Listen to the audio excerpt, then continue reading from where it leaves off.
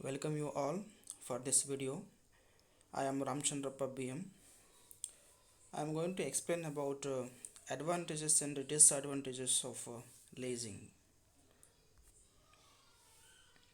So firstly, advantages of leasing. Leasing offers the following advantages to lessor. There are some advantages of a lesser point of view. Let's discuss one by one. The firstly, safety.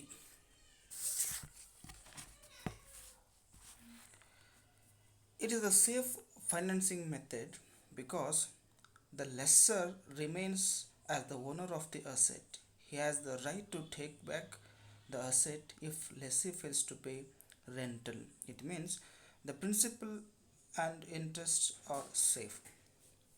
So ಇದು ತುಂಬ safe method ಲೆಸರ್ಗೆ ಇದು ತುಂಬ safe method ಆಗಿದೆ. ಯಾಕಂದರೆ ಅವನು ಏನು ಒಂದು ಅಸೆಟನ್ನು ಲೀಸ್ಗೆ ಕೊಟ್ಟಿದ್ದಾನೆ, ಆ ಲೆಸ್ಸಿ ಸರಿಯಾದ ಟೈಮಲ್ಲಿ ರೆಂಟನ್ನು ಅವನು ಕೊಡದೆ ಹೋದರೆ ಅವನು ಅದನ್ನು ವಾಪಸ್ ತಗೊಳ್ಬೋದು. ಹಾಗಾಗಿ ತುಂಬ ಸೇಫ್ ಮೆಥಡ್ ಆಗಿದೆ. The second one, liquidity. Lease contract may be entered for short period of time. If the lessee fails to pay any rental, then the asset can be taken back. Yes. ಇಲ್ಲಿ ಇದು ತುಂಬ liquidity, ಈ lease finance ಏನಿದೆ ತುಂಬ liquidity ಇರುತ್ತೆ, ತುಂಬ short period ಇರುತ್ತೆ. ಒಂದು ವೇಳೆ ಲೆಸ್ಸಿ ರೆಗ್ಯುಲರ್ ಪೇಮೆಂಟನ್ನು ಮಾಡದೆ ಹೋದರೆ ಲೆಸ್ಸರ್ ಏನು ಮಾಡ್ತಾನೆ, ಆ ಅಸೆಟ್ಟನ್ನು ಅವನು ವಾಪಸ್ ತಗೊಳ್ತಾನೆ. ಹಾಗಾಗಿ ಇದು ಅವನಿಗೆ ಅಡ್ವಾಂಟೇಜ್ ಆಗುತ್ತೆ. The third one is profitability. As compared to direct finance, the rate of interest is more, but the burden of interest is not felt by the lessee because he pays the interest as a part of rental installments and avails tax savings also. ಈಗ ಲೆಸರ್ನಿಗೆ ತುಂಬ advantage ಆಗುತ್ತೆ. ಅವನು ಇಂಟ್ರೆಸ್ಟನ್ನು ತಗೊಳ್ತಾನೆ lessee ಕಡೆಯಿಂದ. So ಮತ್ತು ಅವನು regular ಇನ್ಸ್ಟಾಲ್ಮೆಂಟನ್ನು ಅಂದರೆ lessee ಏನು ಮಾಡ್ತಾನೆ, ಪಿರಿಯಡಿಕಲ್ ಇನ್ಸ್ಟಾಲ್ಮೆಂಟನ್ನು ಏನು ಕೊಡ್ತಾನೆ. ಸೊ ಆ ಪಿರಿಯಡಿಕಲ್ ಇನ್ಸ್ಟಾಲ್ಮೆಂಟನ್ನು ಇವನು ತಗೊಳ್ತಾನೆ ಮತ್ತು ಟ್ಯಾಕ್ಸ್ ಬೆನಿಫಿಟನ್ನು ಲೆಸರ್ ತಗೊಳ್ತಾನೆ. Growth oriented. The leasing business is evergreen sector. ಇದು ತುಂಬ ಫೆಮಿಲಿಯರ್ ಅಂತ ತುಂಬ ಫೇಮಸ್ ಸೆಕ್ಟರ್. ಲೀಸ್ ಫೈನಾನ್ಸ್ ತುಂಬ ಪ್ರಾಫಿಟಬಿಲಿಟಿ ಇದೆ, ಲಿಕ್ವಿಡಿಟಿ ಇದೆ, ಸೇಫ್ಟಿ ಇದೆ. ಮತ್ತು ಲೆಸ್ಸರ್ ಏನು ಮಾಡ್ತಾನೆ ಅಂದರೆ ಲೆಸ್ಸಿಗೆ ಒಂದು ಅವಕಾಶ ಕೊಡ್ತಾನೆ. ಈಗ ನಾನು ಒಬ್ಬ ಲೆಸ್ಸಿ ಅಂದ್ಕೊಂಡ್ರೆ ನಂದು ಒಂದು ಡ್ರೀಮ್ ಇದೆ, ಒಂದು ಮ್ಯಾನುಫ್ಯಾಕ್ಚರಿಂಗ್ ಮಾಡಬೇಕು ಅಂತ ಡ್ರೀಮ್ ಇದೆ. ಆದರೆ ನನ್ನ ಹತ್ರ ಸಾಕಷ್ಟು ಹಣ ಇಲ್ಲ. ಒಂದು ಮಷಿನರಿ, ಫಾರ್ ಎಕ್ಸಾಂಪಲ್ ಒಂದು ಮಷಿನರಿಗೆ 10 ಲಕ್ಷ ರೂಪಾಯಿದೊಂದು ಮಷಿನರಿ ನನಗೆ ಬೇಕು. ಬಟ್ ನನ್ನ ಹತ್ರ 10 ಲಕ್ಷ ರೂಪಾಯಿ ಇಲ್ಲ, ನನ್ನ ಹತ್ರ 5 ಲಕ್ಷ ರೂಪಾಯಿ ಮಾತ್ರ ಇದೆ. ಆ 5 ಲಕ್ಷ ರೂಪಾಯಿದಲ್ಲಿ ನಾನು ಏನು ಮಾಡಬೇಕು, ಮಷಿನರಿನ ಪರ್ಚೇಸ್ ಮಾಡಬೇಕು. ಅದಕ್ಕೆ ಏನು ರಾ ಮಟೀರಿಯಲ್ಸ್ ಬೇಕು ಅದನ್ನು ತಗೊಳ್ಬೇಕು, ಮತ್ತು ವರ್ಕಿಂಗ್ ಕ್ಯಾಪಿಟಲ್ ಬೇಕು, ಮತ್ತು ಡೇ ಟು ರಿಕ್ವೈರ್ಮೆಂಟಿಗೆ ಎಕ್ಸ್ಪೆನ್ಸಸ್ಗೆ ನನಗೆ ಕ್ಯಾಶ್ ಬೇಕು. ಸೊ ಹಾಗಾಗಿ ಆ 5 ಲಕ್ಷದಲ್ಲಿ ನಾನು ಒಂದು ಮಾಡರ್ನ್ ಟೆಕ್ನಾಲಜಿ ಇರ್ತಕ್ಕಂಥ ಅಸೆಟನ್ನು ಖರೀದಿ ಮಾಡಲಿಕ್ಕೆ ಸಾಧ್ಯ ಇಲ್ಲ.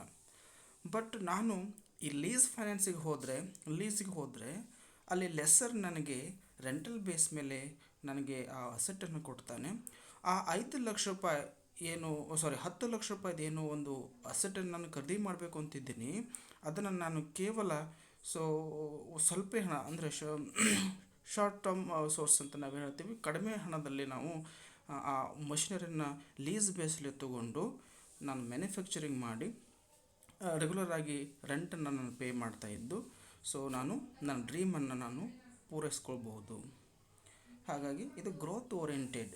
ಯಾರು ಸ್ಮಾಲ್ ಸ್ಕೇಲ್ ಇಂಡಸ್ಟ್ರಿ ಏನು ಮಾಡಬೇಕು ಅಂತಿದ್ದಾರೆ, ಅವ್ರಿಗೆ ಹ್ಯೂಜ್ ಅಮೌಂಟಿನ ಏನು ಮಷಿನರೀಸು ಇಕ್ವಿಪ್ಮೆಂಟ್ಸ್ ಬೇಕು ಅವೆಲ್ಲವೂ ಈ ಲೀಸ್ ಬೇಸಲ್ಲಿ ಲೆಸ್ ಪ್ರೊವೈಡ್ ಮಾಡೋದ್ರಿಂದ ಇದೊಂದು growth oriented.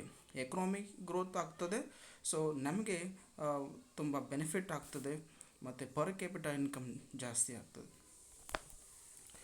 Tax benefits. The tax provisions permit to deduct depreciation from the income. The lessor reduces the tax payments by leasing those assets which have high rate of depreciation. So ಇಲ್ಲಿ tax ಬೆನಿಫಿಟ್ಸನ್ನು ಅವನು ಯಾರು lesser ತಗೊಳ್ತಾನೆ. The next one, equity returns. The lessor collects funds from different sources. He can raise equity funds and debt funds. By raising more amount of debt capital, the equity returns can be increased because debt is cheaper than equity and rate of interest in lease is more. So both give more returns. The next one is promote manufacturers. The lessor can promote the different manufacturers. ನಾನು ಆವಾಗಲೇ ಹೇಳಿದೆ ಇಲ್ಲಿ lesser manufacturers ಅಂದರೆ ಎಂಟ್ರಪ್ರಿನರ್ಸ್ಗೆ ಇಲ್ಲಿ ಅವನು promote ಮಾಡ್ತಾನೆ. ಅವರಿಗೆ ಫೈನಾನ್ಸನ್ನು ಅವ್ರಿಗೆ ಇಕ್ವಿಪ್ಮೆಂಟ್ಸು ಅಥವಾ ಫೈನಾನ್ಸನ್ನು ಪ್ರೊವೈಡ್ ಮಷಿನರೀಸನ್ನು ಪ್ರೊವೈಡ್ ಮಾಡೋ ಮೂಲಕ ಸೊ ಅವ್ರಿಗೆ ಇವನು ಎನ್ಕರೇಜ್ಮೆಂಟನ್ನು ಮಾಡ್ತಾನೆ ಮತ್ತು ಅದರಿಂದ ಏನು ಬೆನಿಫಿಟನ್ನು ತೊಗೊಳ್ತಾನೆ. ಇದು ಅವನ ಅಡ್ವಾಂಟೇಜಸ್ ಆಗುತ್ತೆ. Then direct finance. So direct finance ಅಂತ ಹೇಳಿದ್ರೆ ಇಲ್ಲಿ ಲೆಸ್ಸರ್ ಮತ್ತು ಲೆಸ್ಸಿ ಮಧ್ಯೆ ಯಾವುದೇ ಮೀಡಿಯೇಟರ್ ಬರೋದಿಲ್ಲ. ಸೊ ಇವ್ರ ಮಧ್ಯೆ ಒಂದು ಅಗ್ರಿಮೆಂಟ್ ಆಗುತ್ತೆ. ಸೊ ಅದು ಡೈರೆಕ್ಟ್ ಅಗ್ರಿಮೆಂಟ್ ಆಗುತ್ತೆ. ಸೊ ಹಾಗಾಗಿ ಇಲ್ಲಿ ಡೈರೆಕ್ಟ್ ಫೈನಾನ್ಸಿಂಗ್ ಆಗುತ್ತೆ. The lessor directly enters into contract with lessee. No mediators are involve. Hence, it is an easy way of financing to lessee. Then next, leasing offers the following advantages to lessee. ಲೆಸ್ಸಿನೂ ಸಹ ಇದರಿಂದ ಅಡ್ವಾಂಟೇಜಸನ್ನು ತಗೊಳ್ತಾನೆ. So what are the advantages taken by the lessee? Let's discuss one by one. The first one is initial investment. The new concern gets easy initial investment in fixed assets. The amount required for capital goods such as plant, machinery, building, etc. is heavy. The lessee gets these equipments without any investment. Therefore, the entrepreneurs are benefited. ನಾವಾಗಲೇ ಹೇಳಿದಂಗೆ so ನಮ್ಮ ಹತ್ರ ಸಾಕಷ್ಟು ideas ಇರ್ತವೆ, views ಇರ್ತವೆ, ಪ್ಲ್ಯಾನ್ಸನ್ನು execute ಮಾಡಬೇಕು ಅಂತೇಳಿ ನಾವು plan ಮಾಡ್ಕೊಂಡಿರ್ತೀವಿ. ಆದರೆ ಮತ್ತು ಓನ್ ಕ್ಯಾಪಿಟಲ್ ಇರೋದಿಲ್ಲ. ಹಾಗಾಗಿ ಸೊ ನಾವು ಈ ಹೊರಗಿಂದ ಫೈನಾನ್ಷಿಯಲ್ ಇನ್ಸ್ಟಿಟ್ಯೂಷನ್ಸಿಂದ ನಾವು ಲೋನ್ ತಗೊಂಡು ಇನ್ವೆಸ್ಟ್ ಮಾಡೋಕ್ಕಿಂತ ಬದಲು ನಾವು ಹೀಗೆ ಲೀಸ್ ಫೈನಾನ್ಸ್ ಅಥವಾ ಲೀಸ್ಗೆ ಹೋದರೆ ತುಂಬ ಬೆನಿಫಿಟನ್ನು ಲೆಸ್ಸಿ ಅಲ್ಲಿ ತಗೊಳ್ಬಹುದು. It's very cheap. The cost of getting finance is less. The rate is less as compared to long term source of finance. So ಬೇರೆ ಫೈನಾನ್ಷಿಯಲ್ ಕಂಪ್ನಿಗಳಿಂದ ನಾನು ಲೋನ್ ಮಾಡಿ ಅಥವಾ ಡೆಟ್ಟನ್ನು ತೊಗೊಂಡು ಬಾರೋ ಮಾಡಿ ಸೊ ಇನ್ವೆಸ್ಟ್ ಮಾಡೋದಾದರೆ ಸೊ ಅದಕ್ಕೆ ಕಂಪೇರ್ ಮಾಡಿದ್ರೆ ಇದು ಲೀಸ್ ಫೈನಾನ್ಸು ತುಂಬ ಚೀಪಾಗಿದೆ. Next one, alternative use of funds. As the funds are not blocked in the capital goods, the funds can be put for other purpose. The rental payment is lesser than the investment in assets. ನಾವಾಗಲೇ ಹೇಳ್ದಂಗೆ ನಾವು ಒಂದು huge ಅಮೌಂಟನ್ನು 10 ಲಕ್ಷ 20 ಲಕ್ಷ ಒಂದೇ ಅಸೆಟ್ಟಿಗೆ ನಾವು invest ಮಾಡೋ ಬದಲು, ಹೊಸದನ್ನು ಖರೀದಿ ಮಾಡೋ ಬದಲು ನಾವು ಲೀಸ್ಗೆ ಹೋದರೆ ಆ ಇನ್ವೆಸ್ಟ್ಮೆಂಟನ್ನು ಏನು 10-15 ಲಕ್ಷ ಕೊಟ್ಟು ಅಸೆಟನ್ನು ಖರೀದಿ ಮಾಡ್ತಾಯಿದ್ವಿ.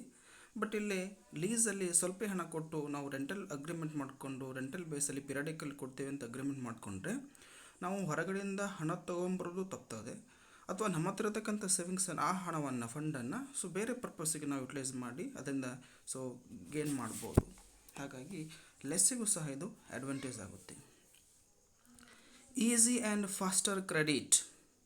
The leasing is easy way to acquire the assets.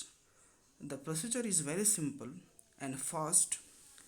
Usually no mediator is involved in this contract. So ಇದು ತುಂಬ ಈಸಿ ಪ್ರೊಸೆಸ್, ತುಂಬ ಸಿಂಪಲ್ ಪ್ರೊಸೆಸ್ ಇರುತ್ತೆ. ಇಬ್ಬರ ಮಧ್ಯೆ ಅಗ್ರಿಮೆಂಟ್ ಆಗುತ್ತೆ. ಸೊ ಏನು ಅಗ್ರಿಮೆಂಟ್ ಮಾಡ್ಕೊಂಡಿರ್ತಾರೆ ಆ ಅಗ್ರಿಮೆಂಟ್ ಪ್ರಕಾರ ಸೊ ಆ ಪ್ಲ್ಯಾನ್ ಅವ್ರದ್ದು ಎಕ್ಸಿಕ್ಯೂಟ್ ಆಗುತ್ತೆ. Reduced risk. The risk of obsolescence can be avoided. The asset obtained on lease can be returned to owner, hence lessor has to bear the loss. ಇಲ್ಲಿ ಲೆಸ್ಸಿಗಿನೂ ಸಹ ತುಂಬ advantage ಆಗುತ್ತೆ. ಇಲ್ಲಿ ಏನಾದರೂ ರಿಸ್ಕ್ ಇದ್ದರೆ ಆ ರಿಸ್ಕನ್ನು ಅವನು ಅವಾಯ್ಡ್ ಮಾಡ್ಬೋದು. ಯಾಕಂದರೆ ಆ ಎಲ್ಲ ರಿಸ್ಕನ್ನು ಲೆಸ್ಸರ್ ಬೇರ್ ಮಾಡ್ತಾನೆ. ಮೇಂಟೆನೆನ್ಸ್ ಇರ್ಬೋದು ಅಥವಾ ಏನೇ ಎಕ್ಸ್ಪೆನ್ಸಸ್ ಇರ್ಬೋದು, ಅದನ್ನು ಬೇರ್ ಮಾಡ್ತಾನೆ. ಇವನು ಜಸ್ಟು ಆ ಅಸೆಟ್ಟನ್ನು ಯೂಸ್ ಮಾಡ್ತಕ್ಕಂಥ ರೈಟನ್ನ ಹೊಂದಿರ್ತಾನೆ, ಅದನ್ನು ಪ್ರಾಪರಾಗಿ ಯುಟಿಲೈಸ್ ಮಾಡ್ಕೊಳ್ತಾನೆ. ಸೊ ಬಟ್ಟು ಅವನ ಕೆಲಸ ಅಥವಾ ಅವನು ಏನು ಪ್ಲ್ಯಾನ್ ಮಾಡ್ಕೊಂಡಿದ್ದಾನೆ ಪ್ರೊಡಕ್ಷನ್ ಪ್ರೊಸೆಸ್ಸು ಅದು ಕಂಪ್ಲೀಟ್ ಆದಮೇಲೆ ಅದನ್ನು ಅವನು ವಾಪಸ್ ಮಾಡ್ತಾನೆ, ಅಸೆಟನ್ನು ವಾಪಸ್ ಮಾಡ್ತಾನೆ. ಹಾಗಾಗಿ ಅದರ ಎಫೆಕ್ಟು ಅವನಿಗೆ ಆಗೋದಿಲ್ಲ. ಒಟ್ಟು ಬೆನಿಫಿಟನ್ನು ಮಾತ್ರ ಅವನು ತಗೊಳ್ತಾನೆ, ರಿಸ್ಕನ್ನು ಲೆಸ್ಸರ್ ಬೇರ್ ಮಾಡ್ತಾನೆ. The next one is financial plan. Leasing does not affect the financial plan and structure. Even after acquiring the asset, the debt equity ratio is not affected because the firm need not borrow to take assets on lease base. So ಇಲ್ಲಿ lease ಬೇಸಲ್ಲಿ lessee ಅದನ್ನು lease ಬೇಸನ್ನು follow ಮಾಡೋದ್ರಿಂದ ಅವನು financially ಏನು capital structure ಅವನು ಏನಿದೆ ಅದರಲ್ಲಿ ಏನು effect ಆಗೋದಿಲ್ಲ. ಅವನು ಎಷ್ಟು ಇನ್ವೆಸ್ಟ್ಮೆಂಟ್ ಮಾಡಬೇಕು ಅಂತ ಪ್ಲ್ಯಾನ್ ಮಾಡ್ಕೊಂಡಿರ್ತಾನೆ. ಸೊ ಅವಾಗ ಡೆಟ್ಟನ್ನು ತೊಗೊಂಬರ್ಬೇಕು, ಎಲ್ಲಿ ಇನ್ವೆಸ್ಟ್ ಮಾಡೋದು, ಎಲ್ಲಿ ಬಾರೋ ಮಾಡೋದು ಅಂತ ಅವನು ಪ್ಲ್ಯಾನ್ ಮಾಡ್ತಿರ್ತಾನೆ. ಬಟ್ ಈ ಲೀಸ್ ಹೋಗೋದ್ರಿಂದ ಸೊ ಹೆವಿ ಇನ್ವೆಸ್ಟ್ಮೆಂಟ್ ಇರೋದಿಲ್ಲ, ಬಟ್ ಅವನ ಫೈನಾನ್ಷಿಯಲ್ ಪ್ಲ್ಯಾನ್ಗೆ ಯಾವುದೇ ಎಫೆಕ್ಟ್ ಆಗೋದಿಲ್ಲ. No security restrictions. The firm need not worry for provision of security to get finance. The lease asset itself is the security to finance. So ಇಲ್ಲಿ security purpose ಅವನು lessor ಸೆಕ್ಯೂರಿಟಿಯನ್ನು ತೊಗೊಳ್ತಕ್ಕಂಥ ಅವಶ್ಯಕತೆ ಇಲ್ಲ.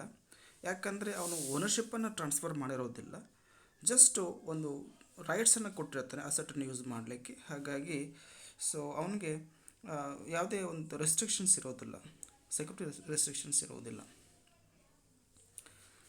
Free choice. The lessee next one free choice. The lessee enjoys the right to select the asset. The asset specifications are provided by the lessee. The lessor has to manufacture according to specifications. There is no forced sales to lessee.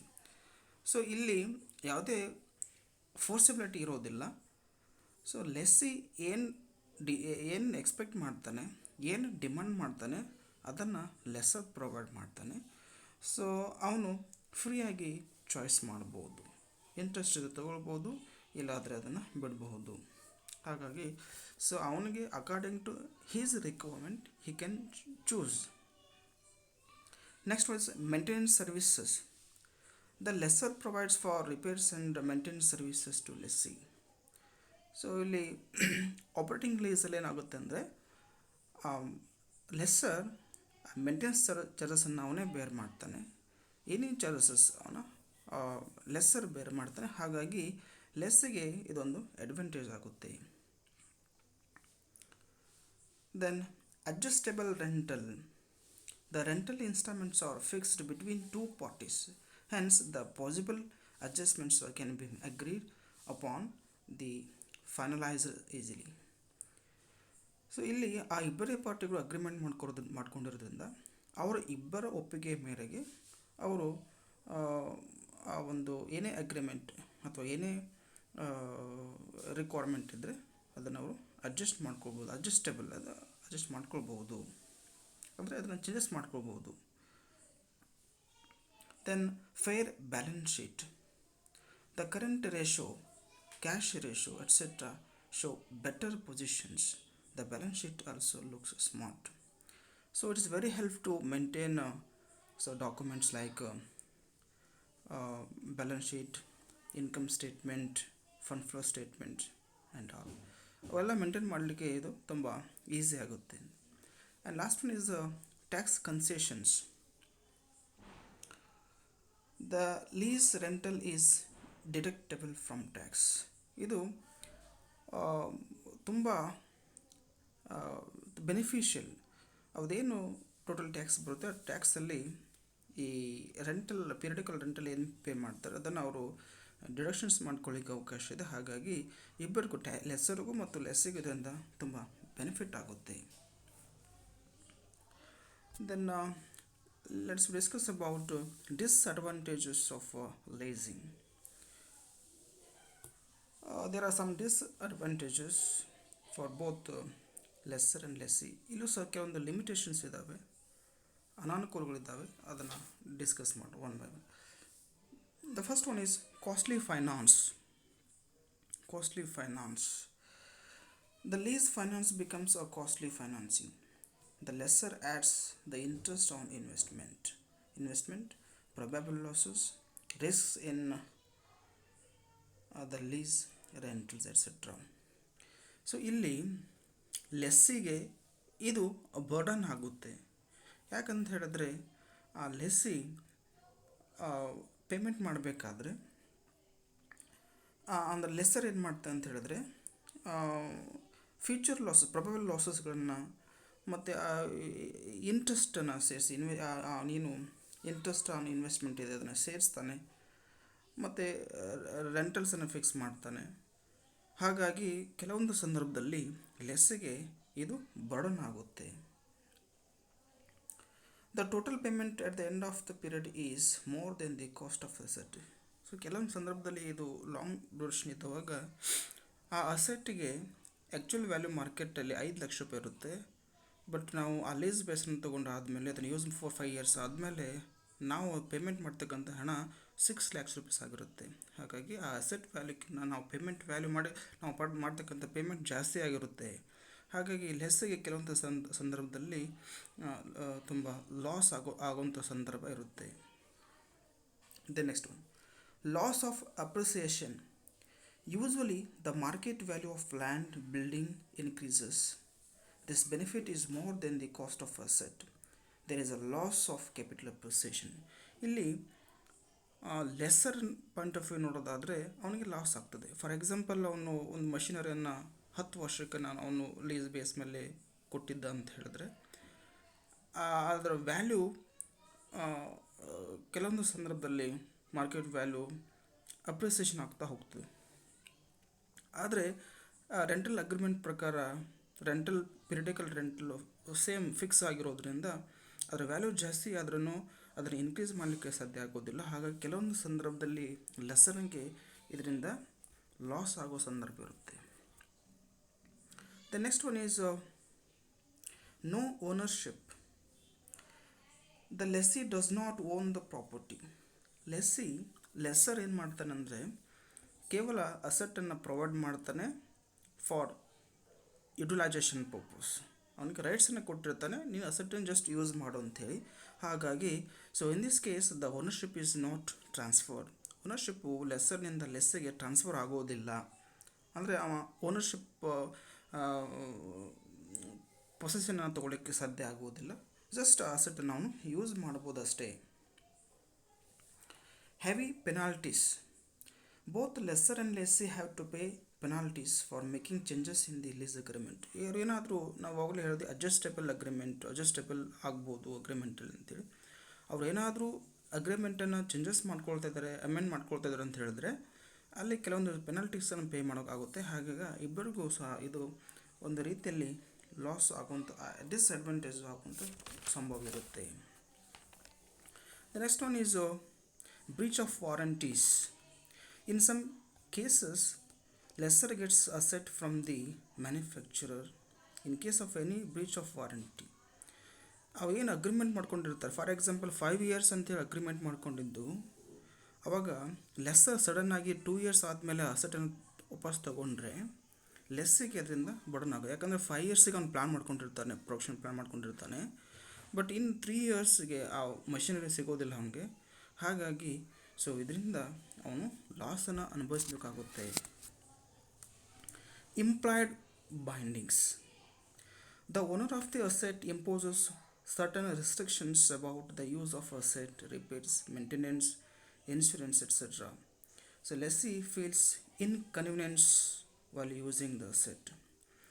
ಇಲ್ಲಿ financial ಲೀಸಲ್ಲಿ ಆದರೆ ಲೆಸ್ಸಿನೇ ಅದನ್ನೆಲ್ಲ bear ಮಾಡಬೇಕು. ಯಾವುದು repairs charges ಆಗಿರ್ಬೋದು, maintenance charges ಆಗಿರ್ಬೋದು, insurance ಆಗಿರ್ಬೋದು. ಹಾಗಾಗಿ ಸೊ ಒಂದು ಪೆರಿಯಾಡಿಕಲ್ ಇನ್ಸ್ಟಾಲ್ಮೆಂಟ್ ರೆಂಟಲನ್ನು ಕೊಡಬೇಕು ಮತ್ತು ಈ ಎಕ್ಸ್ಪೆನ್ಸಸ್ಸನ್ನು ಅವನು ಬೇರ್ ಮಾಡಬೇಕು.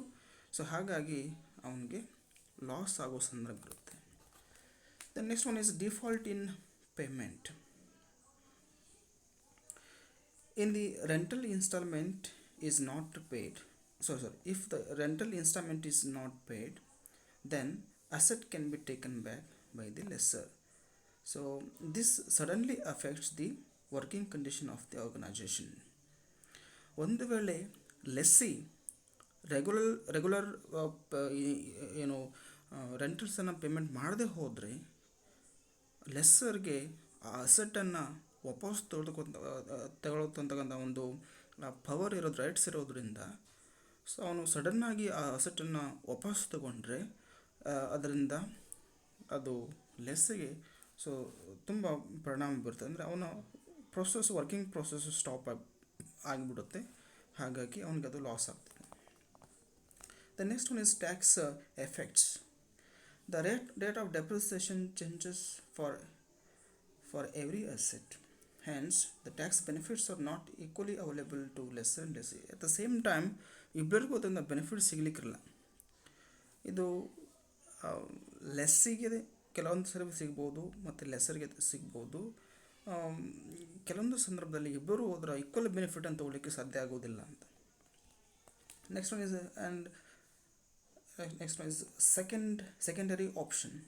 The companies which fail to obtain funds from the debt market consider the leasing as lost resort. So ಇದನ್ನು ಪ್ರೈಮರಿ ಆಪ್ಷನ್ ಅಂತ ತಗೊಳ್ಳಿಕ್ಕೆ ಕೆಲವೊಬ್ಬರು ಇಷ್ಟಪಡೋದಿಲ್ಲ. ಯಾಕಂತ ಹೇಳಿದ್ರೆ ಕೆಲವೊಂದಿಷ್ಟು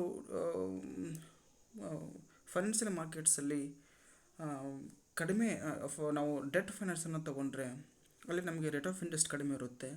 ಎಷ್ಟೇ ಲಾಂಗ್ ಟರ್ಮ್ ಸೋರ್ಸನ್ನು ಅಲ್ಲಿ ನಾವು ಬಾರೋ ಮಾಡಿದ್ರೆ ಅಲ್ಲಿ ನಾವು ಪೇ ಮಾಡ್ತಕ್ಕಂಥ ರೇಟ್ ಆಫ್ ಇಂಟ್ರೆಸ್ಟ್ ತುಂಬ ಕಡಿಮೆ ಇರುತ್ತೆ ಮತ್ತು ಅದು ಎಕ್ಸೆಂಪ್ಟೆಡ್ ಫ್ರಮ್ ಟ್ಯಾಕ್ಸ್ ಆಗಿರೋದ್ರಿಂದ ಅವರು ಲಾಂಗ್ ಟರ್ಮ್ ಇನ್ವೆಸ್ಟ್ಮೆಂಟನ್ನು ಲಾಂಗ್ ಟರ್ಮ್ ಡೆಟನ್ನು ತಗೊಂಡು ಅದನ್ನು ಇನ್ವೆಸ್ಟ್ಮೆಂಟ್ ಮಾಡಿ ಅವರು ಅಸೆಟನ್ನು ಖರೀದಿ ಮಾಡಲಿಕ್ಕೆ ಫಸ್ಟ್ ಟ್ರೈ ಮಾಡ್ತಾರೆ. ಸೊ ಸಪೋಸ್ ಅದು ಆಗಲಿಲ್ಲ ಅಂತ ಕಾಲಕ್ಕೆ ಸೆಕೆಂಡ್ ಪ್ರಿಫರೆನ್ಸ್ ಇದಕ್ಕೆ ಲೀಸಿಂಗನ್ನು ಕೊಡ್ತಾರೆ.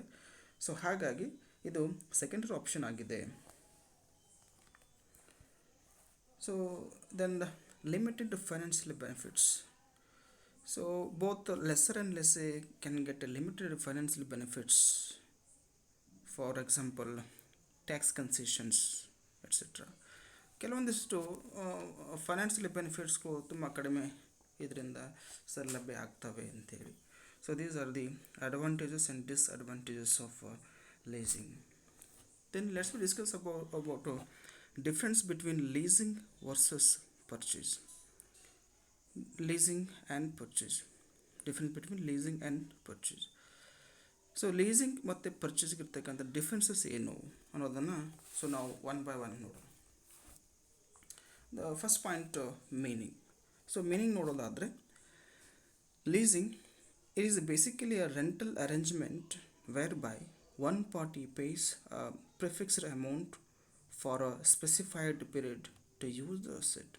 ಲೀಸಿಂಗ್ ಅಂತಕ್ಕಂಥದ್ದು ಒಂದು ಅರೇಂಜ್ಮೆಂಟ್, ರೆಂಟಲ್ ಅರೇಂಜ್ಮೆಂಟ್. ನಾನು ನಿನಗೆ ಅಸೆಟನ್ನು ಕೊಡ್ತೀನಿ, ಅದನ್ನು ಯೂಸ್ ಮಾಡ್ತಕ್ಕಂಥ ರೈಟ್ಸನ್ನು ಕೊಡ್ತೀನಿ, ನೀನು ಯೂಸ್ ಮಾಡು, ಬಟ್ ನನಗೆ ನೀನು ಪಿರಿಯಾಡಿಕಲ್ ರೆಂಟಲನ್ನು ಕೊಡಬೇಕು ಅಂಥೇಳಿ ಅದು ಒಂದು ಇಬ್ಬರು ಯಾರು ಲೆಸ್ಸರ್ ಮತ್ತು ಲೆಸ್ಸಿ ಮಾಡ್ತಕೊಂಡಿರ್ತಕ್ಕಂಥ ಒಂದು ಅಗ್ರಿಮೆಂಟ್ ಆಗಿದೆ. ಬಟ್ ಪರ್ಚೇಸಿಂಗಲ್ಲಿ ನೋಡೋದಾದರೆ it refers to the purchase of an asset by paying the lump sum price for it. ನಾವು ಇಲ್ಲಿ ಡೈರೆಕ್ಟ್ಲಿ ಪರ್ಚೇಸ್ ಮಾಡ್ತೇವೆ, purchasing by paying the lump sum amount.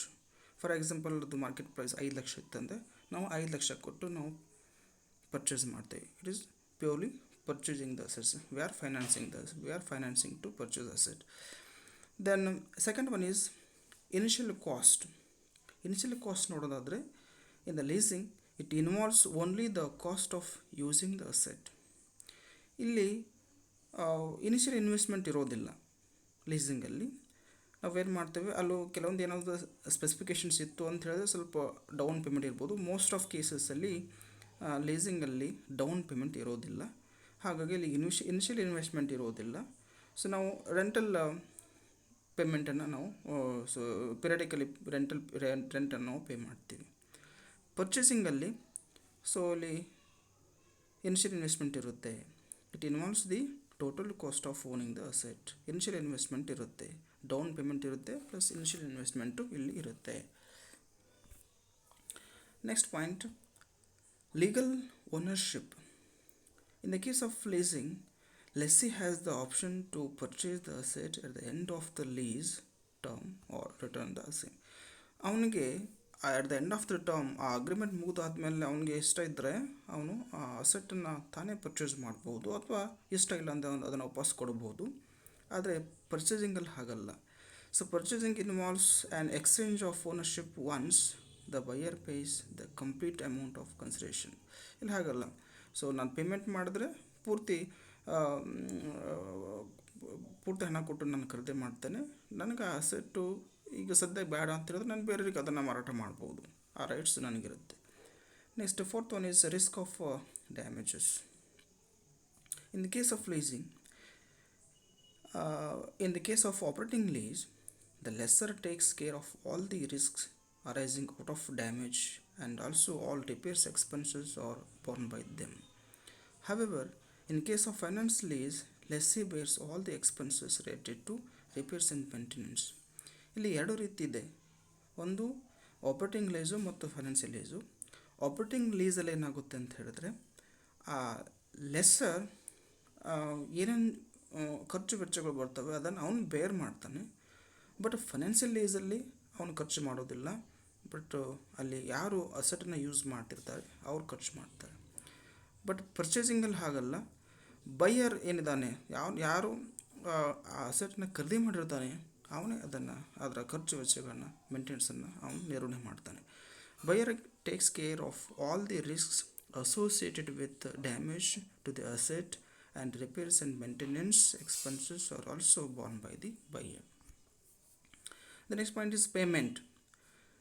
In the case of leasing, to pay less amount per month as an amount for leasing the asset. ಲೀಸಿಂಗಲ್ಲಿ periodical payment ತುಂಬ ಕಡಿಮೆ ಇರುತ್ತೆ. But ಪರ್ಚೇಸಿಂಗಲ್ಲಿ ಹಾಗಲ್ಲ. To pay a handsome amount to the bank before you pay off the entire amount. ನಾವು ಬ್ಯಾಂಕಲ್ಲಿ loan ತೊಗೊಂಡು ಬಂದಿರ್ತೀವಿ, ಬಂದು ಖರೀದಿ ಮಾಡಿರ್ತೇವೆ. ಬಟ್ ಅಲ್ಲಿ ಬ್ಯಾಂಕಲ್ಲಿ ನಾವು ಪ್ರತಿ ತಿಂಗಳು EMI ಇನ್ಸ್ಟಾಲ್ಮೆಂಟನ್ನು ಕೊಡಬೇಕಾಗಿರುತ್ತೆ. ಆ ಇನ್ಸ್ಟಾಲ್ಮೆಂಟು EMI ಅದು ಜಾಸ್ತಿನೇ ಇರುತ್ತೆ. Parties involved. ಲೀಸಿಂಗಲ್ಲಿ there are two parties involved. One is lessor and another one is lessee. In the case of purchasing, also there are two parties. One is buyer and another one is seller. Next, seventh one is down payment. In the case of leasing, does not need any down payment. ಇಲ್ಲಿ down payment almost 80% ಅಷ್ಟು down payment ಇರೋದಿಲ್ಲ. ಪರ್ಚೇಸಿಂಗಲ್ಲಿ so 10% or 20% down payment ಇರುತ್ತೆ. Long term loan. Next point is long term loan. There is no question of long term loan. ಇಲ್ಲಿ long term loan ಇರೋದಿಲ್ಲ. ಅಂದರೆ ಅವರು periodical ಪೇಮೆಂಟನ್ನು ಅವ್ನು ಮಾಡ್ತಿರ್ತಾನೆ. ಅಲ್ಲಿ ಹ್ಯೂಸ್ ಇನ್ವೆಸ್ಟ್ಮೆಂಟ್ ಅಥವಾ ಲಾಂಗ್ ಟರ್ಮ್ ಇನ್ವೆಸ್ಟ್ಮೆಂಟ್ ಇರೋದಿಲ್ಲ. ಬಟ್ ಪರ್ಚೇಸಿಂಗ್ನಲ್ಲಿ ಇಲ್ಲಿ ಲಾಂಗ್ ಟರ್ಮ್ ಇನ್ವೆಸ್ಟ್ಮೆಂಟ್ ಇರುತ್ತೆ. ನಾವು ಬ್ಯಾಂಕಿಂದ ಲೋನ್ ತೊಗೊಂಡಿರ್ತೀವಿ ಅಥವಾ ಫೈನಾನ್ಷಿಯಲ್ ಕಂಪನಿಯಿಂದ ಲೋನ್ ತೊಗೊಂಡಿರ್ತೀವಿ. ಸೊ ಅದು ಲಾಂಗ್ ಟರ್ಮ್ ಲೋನ್ ಆಗಿರುತ್ತೆ. Payment of tax. You would be able to save more taxes. ಲೀಸಿಂಗಲ್ಲಿ ತುಂಬ ಟ್ಯಾಕ್ಸನ್ನು ನಾವು ಸೇವ್ ಮಾಡ್ಬೋದು. ಯಾಕಂದರೆ ನಾವು ಲೆಸ್ಸರ್ ಮತ್ತು ಲೆಸ್ಸಿ ತಾವು ಏನು ರೆಂಟನ್ನು ಕೊಡ್ತಾರೆ ಅದ್ರ ಮೇಲೆ ಟ್ಯಾಕ್ಸ್ ಕ್ಲೇಮ್ ಮಾಡ್ಬೋದು. ಅವನೇನು ರೆಂಟ್ ರಿಸೀವ್ ಮಾಡ್ತಾರೆ ಅದನ್ನು ಟ್ಯಾಕ್ಸ್ ಕ್ಲೇಮ್ ಮಾಡ್ಬೋದು. ಆದರೆ in the case of purchasing you would be able to save less taxes. ತುಂಬ ಕಡಿಮೆ ಟ್ಯಾಕ್ಸಸ್ನ ಸೇವ್ ಮಾಡ್ಬೋದು. The next difference between leasing and borrowing. ಲೀಸಿಂಗಿಗೆ ಮತ್ತು ಬಾರೋವಿಂಗ್ ಇರ್ತಕ್ಕಂಥ ಡಿಫ್ರೆನ್ಸಸ್. ಬಾರೋವಿಂಗ್ ಮೀನ್ಸ್ ಲೋನ್ ಅಂತ ನಾವು ಅದನ್ನು ಕನ್ಸಿಡರ್ ಮಾಡ್ಬೋದು. The first point is meaning. A lease is an arrangement involving transfer of right to use an asset by one entity to another in exchange of regular lease payments. In the case of borrowing, a loan involves borrowing of funds by one entity from another entity for the purpose of funding any expenses or purchase. So ಈಗ ನಾವು ಬಾರೋ ಮಾಡೋದು ಅಂತಂತ ಹೇಳಿದ್ರೆ ನಮಗೊಂದು machinery ಬೇಕು. ಆ ಮಷಿನರಿಯನ್ನು ನಾವು ತೊಗೊಳ್ಬೇಕು ಅಂತ ಹೇಳಿದ್ರೆ ಸೊ ನಾವು ಫೈನಾನ್ಷಿಯಲ್ ಇನ್ಸ್ಟಿಟ್ಯೂಷನಿಂದ ನಾವು ಲೋನನ್ನು ಬಾರೋ ಮಾಡ್ಕೊಳ್ತೇವೆ. So that is borrowing. Parties. There are two parties in the case of leasing. One is lessor and lessee. There are two parties in the borrowing. In the loan process, there is a lender and borrower. Lender means he is giving finance. He is providing the finance. He is the lender. Borrower means he is receiving the finance. He is a borrower. Next point is source. In the case of leasing, lease are generally provided by asset leasing companies. So ಇಲ್ಲಿ ಲೀಸನ್ನು provide ಮಾಡಲಿಕ್ಕೆ ಕೆಲವೊಂದು leasing ಕಂಪನೀಸ್ಗಳು ಇರ್ತವೆ, ಅವ್ರು provide ಮಾಡ್ತಾರೆ. ಬಾರೋವಿಂಗಲ್ಲಿ loans are generally provided by banks or other financial institutions. ಬ್ಯಾಂಕ್ಗಳು ಅಥವಾ ಹಣಕಾಸಿನ ಸಂಸ್ಥೆಗಳು ನಿಮಗೆ ಲೋನನ್ನು ಪ್ರೊವೈಡ್ ಮಾಡ್ತಾರೆ. Next point repayment. In the case of leasing, lessee are taken only on installment basis. ಲೀಸಿಂಗಲ್ಲಿ ಲೆಸ್ಸಿ ಏನು ಮಾಡ್ತಾನೆ ಅಂತ ಹೇಳಿದ್ರೆ ಅವನು ರೆಗ್ಯುಲರ್ ಇನ್ಸ್ಟಾಲ್ಮೆಂಟನ್ನು ಪೇ ಮಾಡ್ತಾನೆ. ರೆಂಟನ್ನು ಪೇ ಮಾಡ್ತಾನೆ. In the case of borrowing, loans can be repaid on lump sum or instalment basis depending on the terms of the loan agreement. ನಿಮ್ಮ ಅಗ್ರಿಮೆಂಟ್ ಏನಿರುತ್ತೆ, ಅಗ್ರಿಮೆಂಟ್ ಪ್ರಕಾರ ನೀವು ಇನ್ಸ್ಟಾಲ್ಮೆಂಟನ್ನು ನೀವು ಪೇ ಮಾಡ್ತಿರ್ತೀರಿ. The next point is security. In the case of leasing, there is no concept of providing security in case of a lease arrangement other than the leased asset itself. ಅಲ್ಲಿ security ಇರೋದಿಲ್ಲ, ಯಾಕಂದರೆ ಅಲ್ಲಿ ಅಸೆಟಿನ ownership ಲೆಸ್ಸರದೇ ಆಗಿರುತ್ತೆ, ಲೆಸ್ಸಿಗೆ transfer ಆಗಿರೋದಿಲ್ಲ. ಹಾಗಾಗಿ so ಅಲ್ಲಿ security there is no concept of providing security in case of a lease arrangement. Borrowing. Availing loans generally require the borrower to provide an asset as security. ಇಲ್ಲಿ ಅವನು loan heavy long term sources ಅಲ್ಲಿ ತುಂಬ heavy ಲೋನನ್ನು ಅವನು ತೊಗೊಳ್ತಿರೋದ್ರಿಂದ ಅವನು guarantee ಒಂದು ಅಸೆಟನ್ನು ಒಂದು ಗ್ಯಾರಂಟಿಯಾಗಿ ಕೊಡಬೇಕಾಗುತ್ತೆ. Then down payment. Lessee need not bring any down payment. ಇಲ್ಲಿ ಲೀಸಿಂಗಲ್ಲಿ ಡೌನ್ ಪೇಮೆಂಟು ಕೊಡಬೇಕಾಗಿಲ್ಲ. In the case of borrowing, the borrower has to bring some amount of money in the form of down payment. The next one is periodic payment. Most of the time the periodic payment would be fixed. ಲೀಸಿಂಗಲ್ಲಿ first ಏನು agreement ಆಗಿರುತ್ತೆ ಆ agreement ಪ್ರಕಾರ so ಒಂದೇ payment ಇರುತ್ತೆ, rental payment. In the case of borrowing, a general interest rate is variable based on an index. If the index changes, the rate will also change. So ನಾವು for example ಬ್ಯಾಂಕ್ನಿಂದ loan ತೊಗೊಂಡಿರ್ತೀವಿ, ಅಲ್ಲಿ interest ರೇಟಲ್ಲಿ variation, inflation ಮತ್ತು deflation ಆಗ್ತಿರೋದ್ರಿಂದ so ಅಲ್ಲಿ interest ರೇಟಲ್ಲಿ variation ಆಗ್ತಿರ್ತವೆ. ಏನು variation ಆಗುತ್ತೆ so ಅದು ನಮಗೆ ಸಹ ಕಸ್ಟಮರ್ಸ್ಗೆ ಅದು ಅಪ್ಲೈ ಆಗುತ್ತೆ. Accounting. In operating lease, no assets or liabilities created, only expenses and income are recorded. Operating ಲೀಸಲ್ಲಿ ಇನ್ಕಮ್ ಮತ್ತು ಎಕ್ಸ್ಪೆನ್ಸಸ್ಸನ್ನು ನಾವು ರೆಕಾರ್ಡ್ ಮಾಡ್ತೇವೆ. ಮತ್ತು ಫೈನಾನ್ಷಿಯಲ್ ಲೀಸಲ್ಲಿ in the financial lease an asset may be created in the books of the lessee. ಅಸೆಟನ್ನು consider ಮಾಡ್ಕೊಳ್ತಾನೆ, ಅದರಿಂದ ಬೆನಿಫಿಟನ್ನು ತಗೊಳ್ತಾನೆ. In the case of a loan, a liability is created in the books of the borrower and an asset is created in the books of the lender. So these are the differences between leasing and borrowing. Thank you.